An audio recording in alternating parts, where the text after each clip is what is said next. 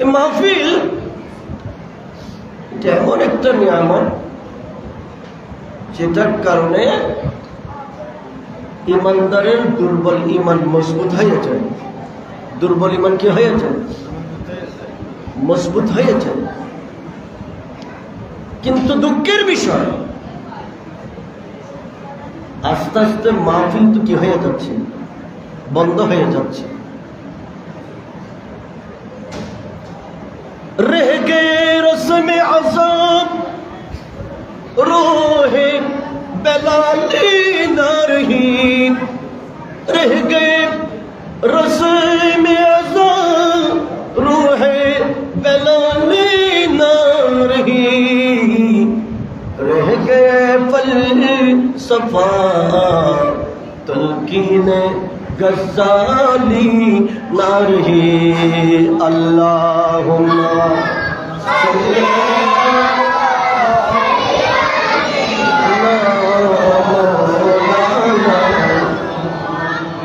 व अला सय्यिदिना।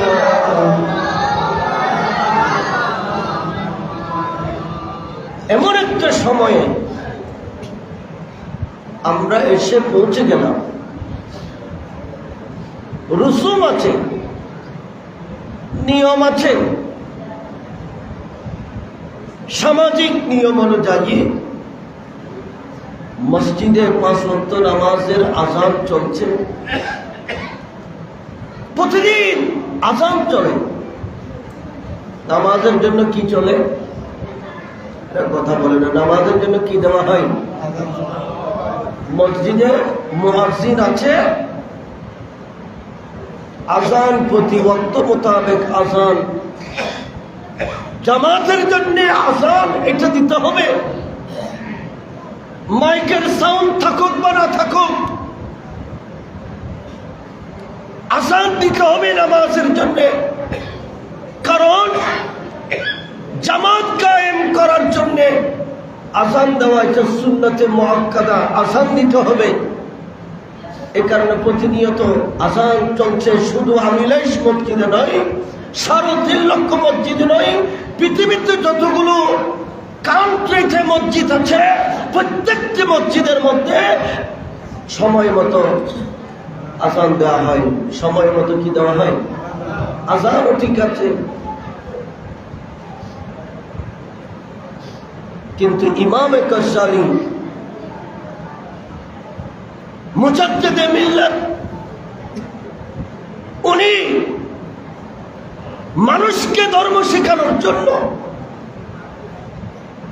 মিল্লাত মাযহাবের গুরুত্ব বোঝানোর জন্য উনি যে দর্শনগুলি লিখে গেছেন, যে দর্শন, যে লেখা, আধ্যাত্মিক সুফিবাদী যে আলোচনা উনি কিতাবের মধ্যে লিখে গেছেন, ওইগুলিও আছে। কিন্তু মুসলমানদের অন্তরে ওইগুলির রুহানিয়ত নাই। ওইগুলির কি নাই? বেলাল হাবশী রাদিয়াল্লাহু তাআলা আনহু, উনি আমার নবীর মসজিদে নববী শরীফে উনি আযান দিতেন।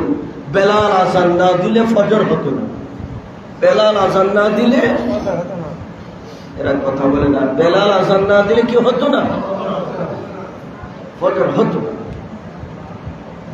বেলালের আযানের যে রুহানিয়ত, আযানের প্রেম, আযানের ভালোবাসা, বেলাল যেভাবে আল্লাহকে রাজি করার জন্য, আল্লাহকে সন্তুষ্ট করার জন্য বেলাল মসজিদে নববী শরীফে আযান দিয়েছে, ওই আযানের রুহানিয়ত কিন্তু আমাদের কণ্ঠে এখন আর নাই। নিয়ম অনুযায়ী আমরা না আযান দিই, তো আযানের রুহানিয়ত আমাদের কাছে, কথা বলেন না কেন? আযানের রুহানিয়ত আমাদের কাছে নাই।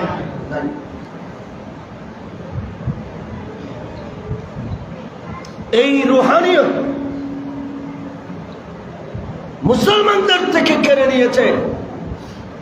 এটার পিছনে ইহুদি নাসারাদের একটা বিশাল ষড়যন্ত্র আছে।